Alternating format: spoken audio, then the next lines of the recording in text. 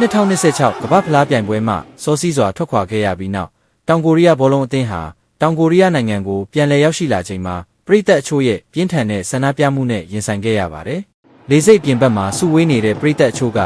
Get Out လို့အော်ဟစ်ကာအသင်းနှိပ်ပြဟုန်မြောင်ပိုကိုတိုက်ရိုက်ဝေဖန်ခဲ့ကြပါတယ်။ပရိသတ်တွေကအသင်းရဲ့စွမ်းဆောင်ရည်ဟာမျှော်လင့်ထားသလိုမဖြစ်ခဲ့ဘူးလို့ယူဆကြပြီးအထူးသဖြင့်နီးပြရဲ့နီးပရိရဲ့ကစားသမားရေးချယ်မှုနဲ့ပွဲစဉ်စီမံခန့်ခွဲမှုအပေါ်စိတ်ပြတ်နေကြတာဖြစ်ပါတယ်။တချို့ပရိသတ်တွေက